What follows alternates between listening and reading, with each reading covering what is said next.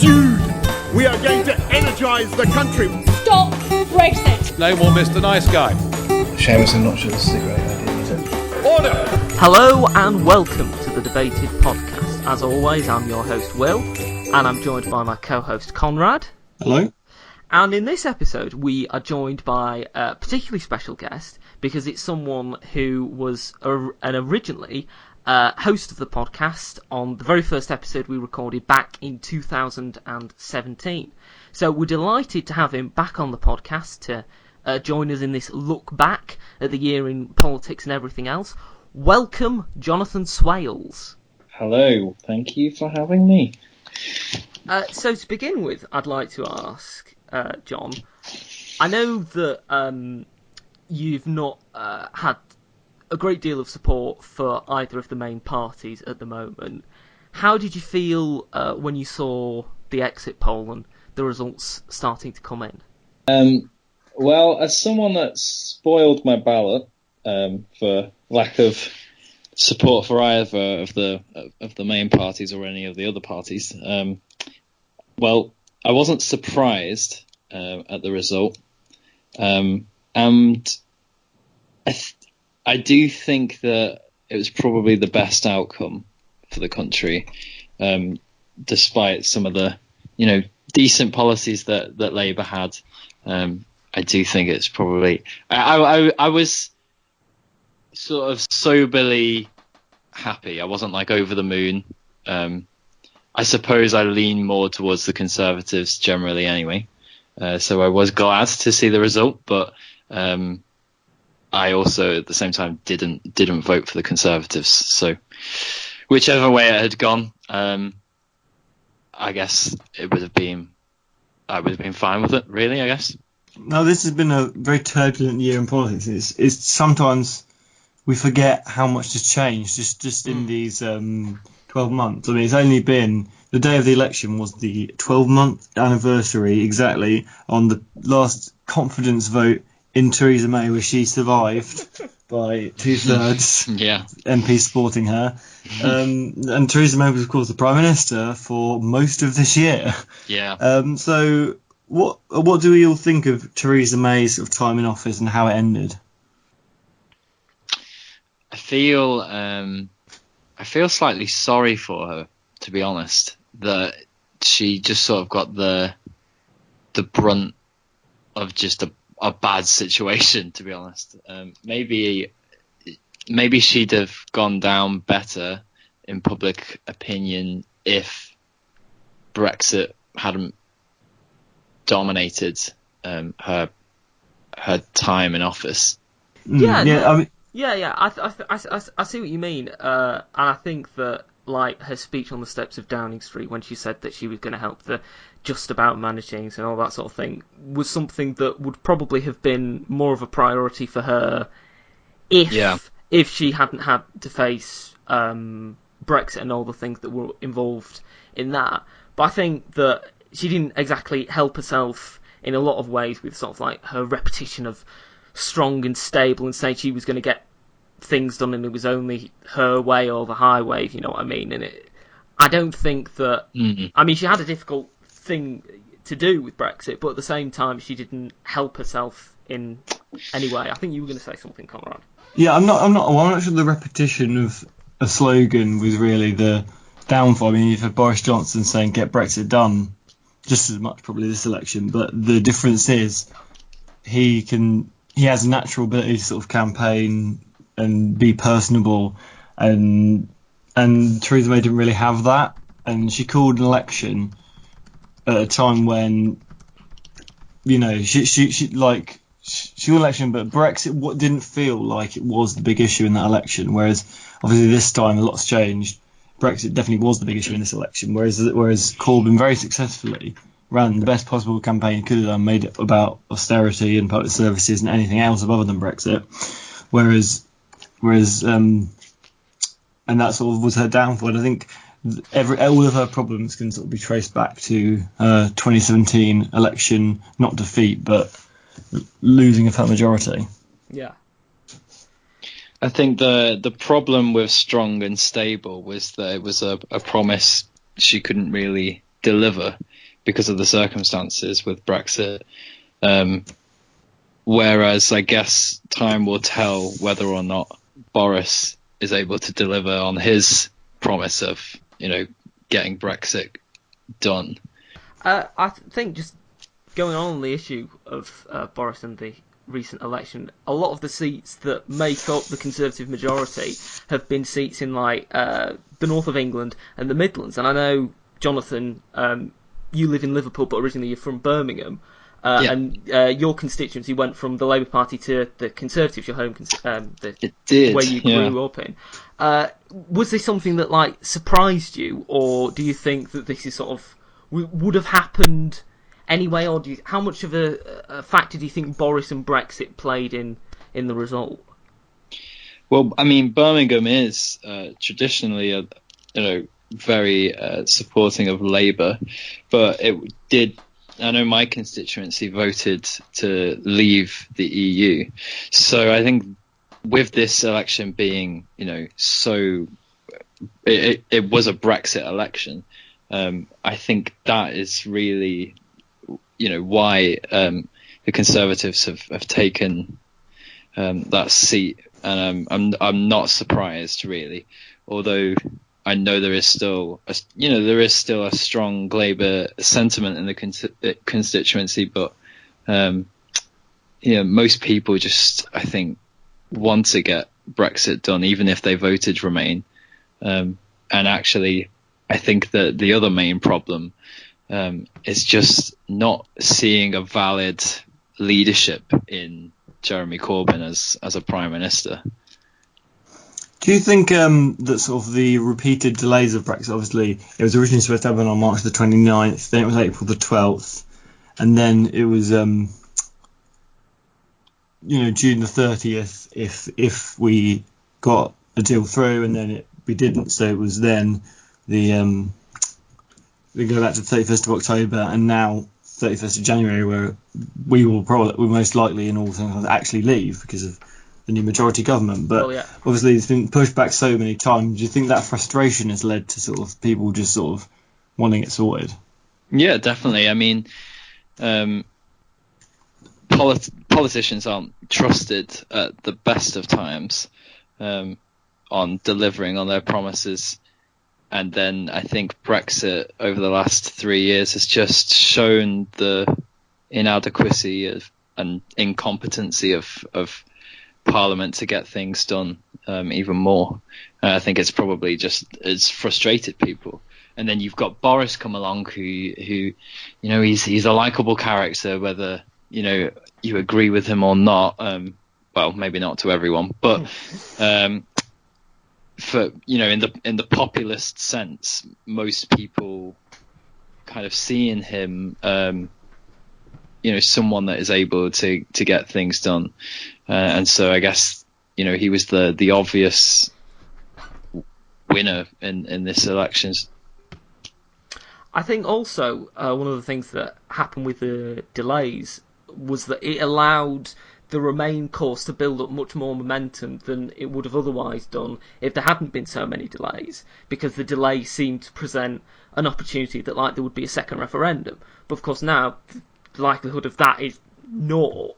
So I think that just the fact that it allowed the opposition, the people who were opposed to Brexit, to be able to create quite a strong and quite eye-catching narrative to put to people probably meant that it in turn led to more delays, and it was sort of almost a self-fulfilling prophecy in a way. One of the things that's also been dominating this campaign has been the perception of the Labour Party as not quite in touch with working class people and with people in their traditional heartlands. Is that something that you've seen among people you know and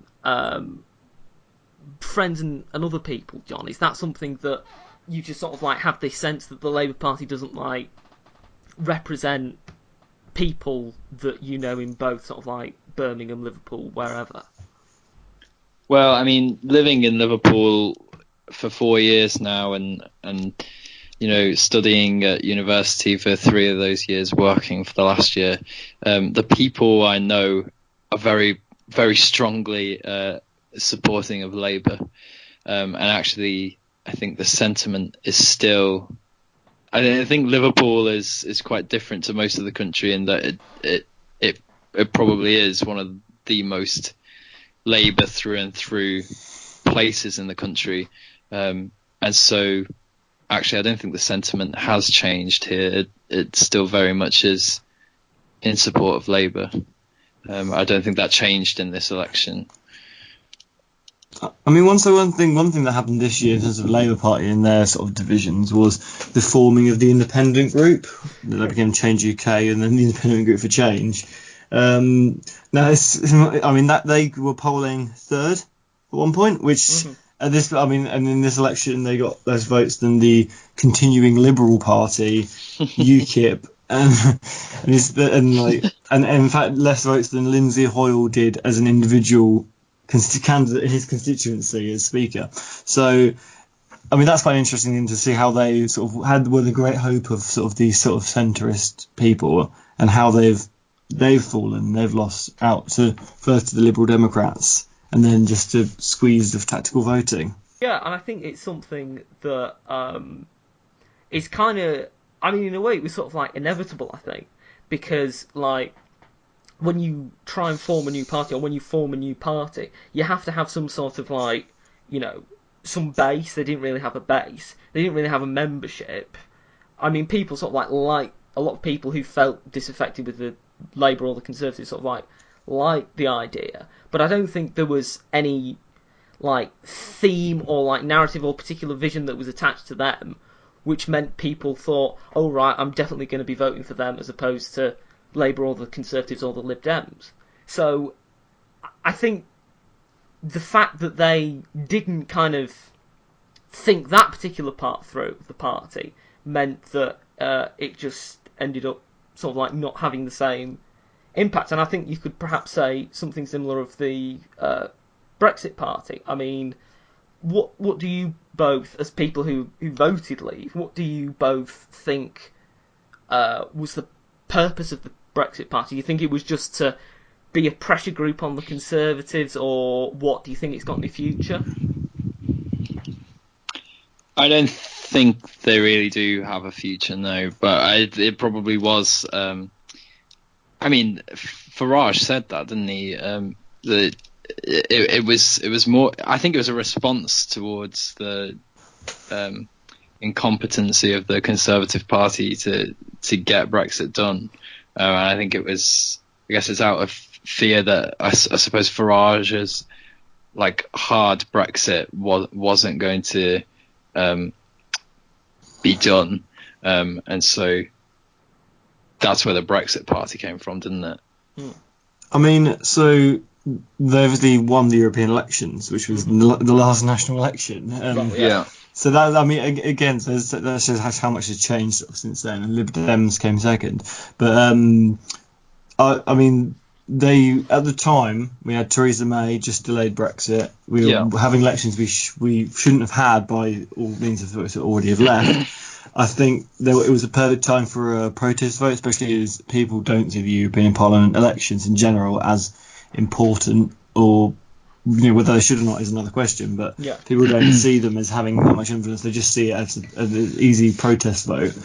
But when it came to, and then what the Brexit Party's sort of success sort of led to was Boris Johnson becoming leader, because you had Theresa May soon after resigned, and once Boris Johnson was leader, someone who actually was seen believing in Leave, and he got his new deal, it kind of took all the wind out of their sails, which is what Boris promised to do. He said he would put the Brexit Party back in their box, put Farage back in his box, and it did do that. And I think their decision to withdraw from all the Conservative held seats was probably to save face more than anything, because I mean, it doesn't look like there's very many Conservative seats which it would have made much difference. Maybe there's one or two, but that Brexit Party candidate could have taken the votes. But in terms of Conservative held seats, there would have been very little difference, even if it has stood in every constituency. So what it really, and and I think there was a bit of an issue in splitting the vote in some areas.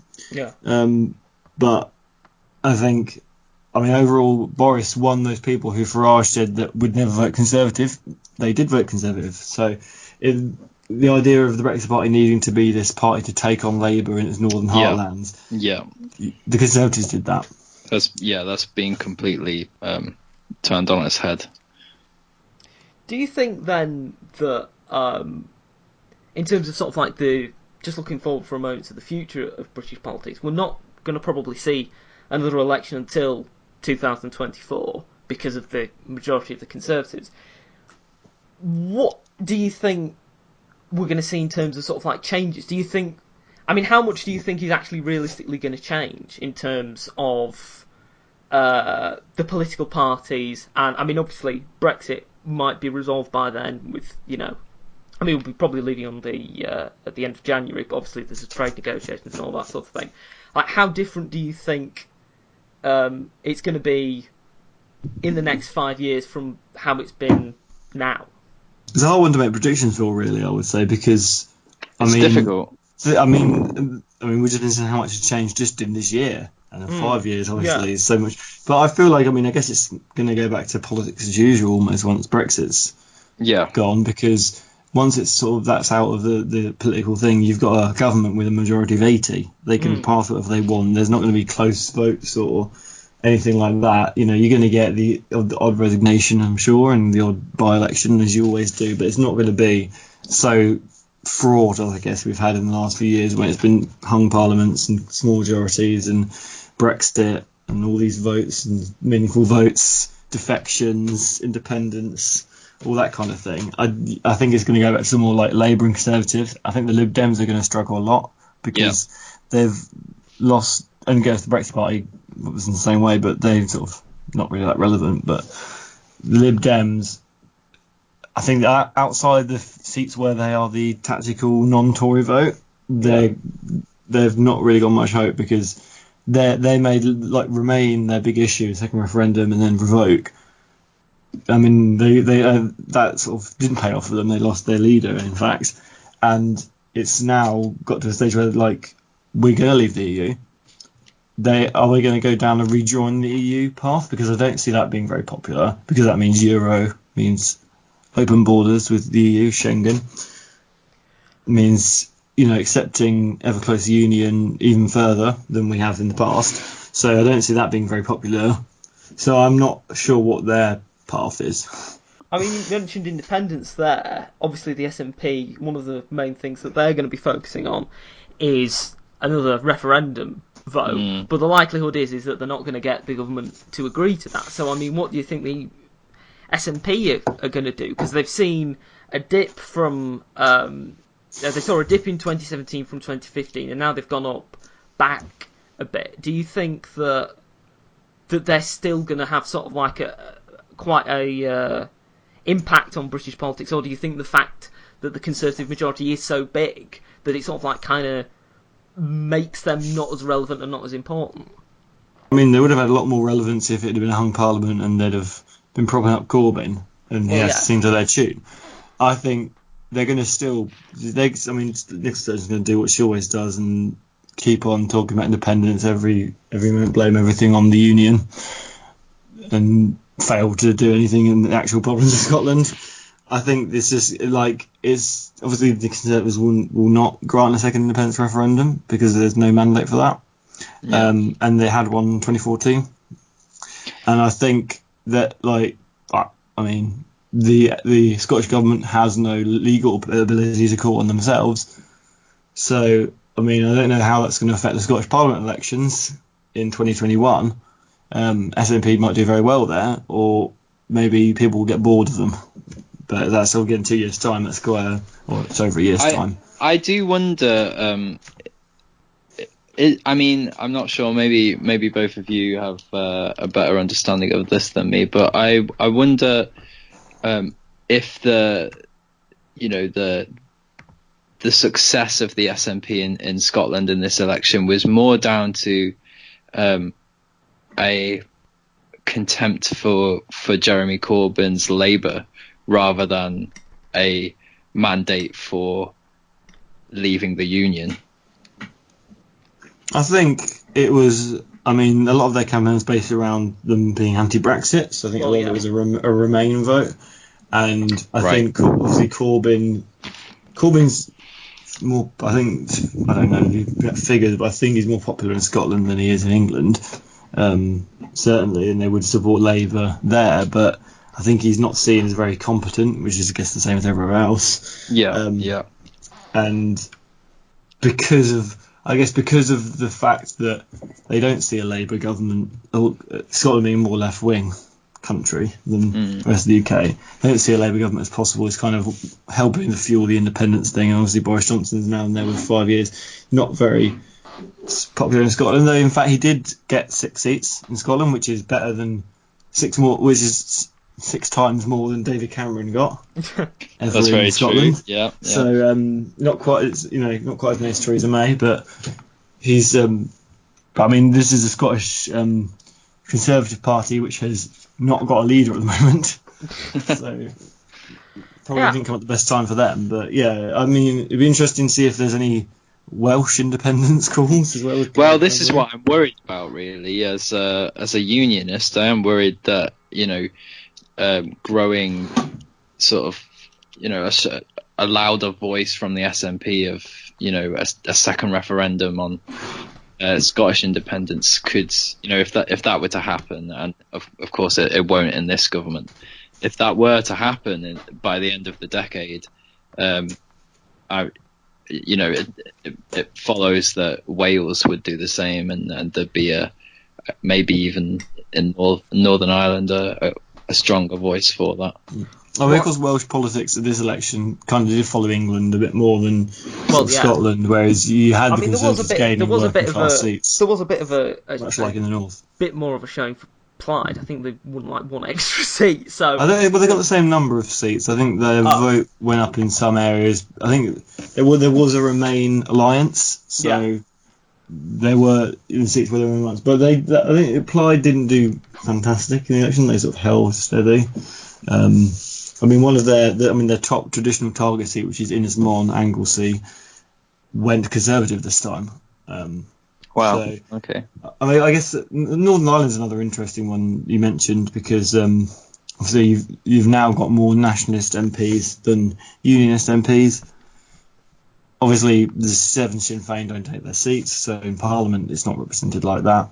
But in terms of just sheer numbers, there are more nationalists than unionists, and you had Nigel Dodds, leader of the DUP in the House of Commons, losing his seat, which I think is more of a Remain vote necessarily than a one for like Irish unity. But maybe if they really want to Remain, that might be seen as a path for. I mean, one of the things that did come up was that if there was a hard Brexit, that there would be calls in Northern Ireland for a new border Poland union with the rest of Ireland. I mean, you mentioned that as a unionist, John, it's something that you wouldn't want. Do you think that if Brexit was to cost the union, do you think it would still be worth it, or do you think that you would prefer the union to stay as it was but not to fulfil Brexit? I would definitely prefer the union, the United Kingdom over Brexit, because although I really don't like the European Union as an institution, I love the United Kingdom, and I don't think that's a worthy price to pay for Brexit. What about you, Conrad? I mean, I'm probably less of a unionist. In fact, I mean, I don't want Scotland or anything to leave, or Northern Ireland, but if it was that, if in 2014 that Scotland had voted yes, I would have been disappointed, but I would have respected that result. I don't think there should be another Scottish referendum because they've already had one. No, I agree. And at the time it was all billed as a once in a generation event. So much like the referendum, I can see an argument for a second one in 30 years, but not in any reasonable sort of time, any sort of short-term thing. The interesting thing about sort of the Scotland, if they were to leave the UK, they would have to obviously reapply to join the EU, whether obviously we left or not. Obviously we are going to leave now, which means obviously Euro, Schengen, all those things that makes rejoining so unpopular in the rest of the UK. I don't know if that's a different thing for Scotland, if they wouldn't mind that so much.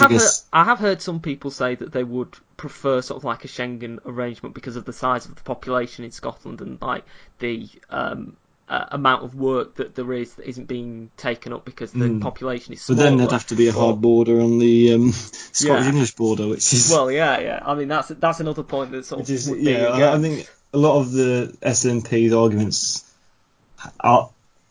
either, they only make sense with either not being EU members or everyone being an EU member. It doesn't really make sense for the rest of the UK to be outside and Scotland to be in, because that just brings up a lot more problems. Yeah. Do you think that the fact that there was seemingly that Corbyn was like on this whole thing of, oh well, we might, if we got into an arrangement with the SNP, we might let them have a second referendum. Do you think that's something that hurt him? Because, I mean, it certainly seemed to hurt Ed Miliband in 2015 when there were sort of, like, insinuations that he would get into, like, a coalition with the SNP. I mean, do you think that's something that hurt him this time? Yeah, I do think so. I mean, the reality is that England has voted for the Conservative Party, which is unionist. It's adamantly against a second referendum on Scottish independence, which I think is a clear voice that the country as a majority doesn't want that to happen. So I think it definitely did. I mean, it's certainly one of the many factors that has harmed Labour in this election for sure. Yeah. I think obviously also, I mean, in Scotland they lost all but one of their seats, whereas obviously Lib Dems and Scottish Conservatives kept a high proportion of their seats. I think a lot of that may be due to the Corbyn's position. Corbyn didn't. He was asked, "Are you a unionist?" He said no. Explicitly said no. So I think that meant that they didn't get the unionist vote that they might have got in the last election. If you were in a seat where it's SNP Labour, if you're a unionist who might be backing Central Lib Dems, you might tactically vote Labour. This time, what's the difference? They're both both open to a second Scottish independence referendum, so you would be less likely to tactically vote. So I think that did them harm there. I'm looking ahead to next year. We've got a Labour leadership election. We've got Brexit. I mean, I'm thinking maybe, what's Labour's position going to be on the Brexit bill? Will they vote for it? Will they abstain? Much like the referendum or welfare bills in 2015, which they kind of voted for or abstained on to kind of show that they'd listened and understood the result of the referendum. And seeing as you've got the Labour post-mortem, a lot of people are saying it's Brexit related, the reason they did so badly. So will they vote for this bill is a big question I'm seeing. And which kind of leader will they pick? I do think it would benefit them as a party to come more in line with the public opinion of being in favour of Brexit.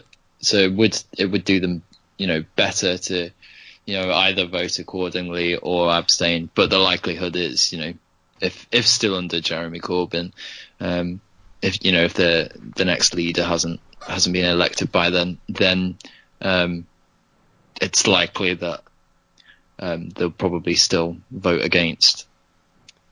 One of the things that has been also happening over the last year has been the race for the White House.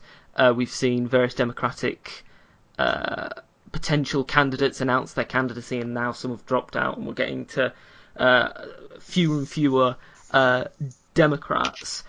What do you think is likely to happen in the next presidential election? I mean, do you think that whoever the Democratic candidate will be that they'll beat Trump, or do you think that he's going to win? So I think in terms of American politics, Trump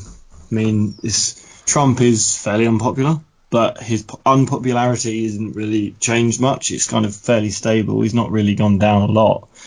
There's a solid base that are going to support him. The question is, will he get lucky again? Will he have because he was never popular as a candidate, so he's not popular as president, but he was never popular before. Will he get lucky and get an equally or more unpopular Democrat to run against, which is his chance really to win again? Because if the Democrats nominate someone who's quite popular, then he's screwed. But there seems to be a lot of unhappiness with the field. You've seen Michael Bloomberg join recently, due to that sort of dissatisfaction, and you've had a lot of people drop out. Kamala Harris, Kirsten Gillibrand, who were seen as big hopes. I think Andrew Yang is quite interesting, although obviously he's not likely to get the nomination. He's saying something different to all the rest. He's got his interesting idea of a universal basic income, and by the fact that obviously he's not a politician, he's not very, very well known at all, but he's on the Democratic debate stage. He's polling at 4%. He's outlasted all these governors and senators and representatives. Including Beto O'Rourke as well, who's he was thought to be a big, sort of the next Kennedy or whatever, or the new Obama but white. That doesn't seem to be sort of happening for him, because he dropped out as well. Pete Buttigieg is currently sort of going up a bit. But the real story is Joe Biden sort of been a very consistent front runner. He's not really moved much in the polls either, so Joe Biden is, as of now, the most likely Democrat nominee, and he would probably win. I think he'd probably get elected, but obviously a lot could change between now and then, especially if they nominate Elizabeth Warren, who I think is probably Trump's dream opponent in terms of just her sort of radical left policies. And America is not a socialist or left-wing country really at all. So I think that's who Trump will be hoping to get nominated. But it was only a few months till Iowa, and we see sort of the results come in for that. Yeah, I can see Joe Biden doing well in public popularity in America. I can see, it makes the most sense for him to be the Democrat nominee. What do you think about it all, Will? Have you got a personal favourite? I think that it's kind of difficult to pick a favourite at the moment, because of course there are similarities between some of the candidates, like as you mentioned, Elizabeth Warren and Bernie Sanders. I think there are sort of similarities there in terms of policy, and perhaps not in personality, but in terms of policy there are sort of like similarities. I think that generally Biden might be popular, but he is quite gaffe prone, and he has been making some sort of like rather unfortunate mistakes recently, so that might make him perhaps not the best person to go up to against someone who is already, quite well known for his gaffes. People might just think, well, we might as well stick with the guy who's already there, who's gaffe prone, as opposed to going for someone who is slightly older than him but is equally gaffe prone. And I think that, like you mentioned, people like Pete Buttigieg and Beto O'Rourke could potentially be interesting, but at the end of the day they're probably not going to get... Well, yeah, I mean, Beto's already dropped out. Well, yeah, Beto's already dropped out. So they're not obviously likely going to get a shot at it, but maybe at the next round of elections they may have a better chance. I don't know, it's just something we'll have to say. So we're coming up to the end of the podcast. It's been great to have you on, Jonathan, and great to discuss what's been happening over the past year with you. Thank you very much. As this has been a review of the year, and we are coming up to the end of the year and Christmas, of course. Of course. I'd like to ask one final question. What do you want for Christmas? Well, as a devout Christian, I will say the Lord Jesus. Is there not anything else that we can get you? Because, I mean, you know, we might have to get you something. Well, to be fair, that is cheating because I already have Jesus. So, I don't know, maybe go for something nostalgic from childhood and get me some Lego. Jesus or Lego, I'm happy with both, to be honest. I would have said a Boris Johnson landslide, but again, we've already got that. Yeah, so. You've already got that, so yeah. Such a Tory. Well, yeah, he is. Well, I hope you have all enjoyed listening to the podcast. This is going to be our last podcast for this year. We'll be back sometime in January. If you would like to follow us, you can do on Twitter @DebatedPodcast. If you'd like to send us an email about this podcast or any other, you can do so via Gmail, at thedebatedpodcast@gmail.com. You can subscribe to us on Spreaker, Spotify, iTunes and YouTube. And I hope you have a very Merry Christmas and a Happy New Year.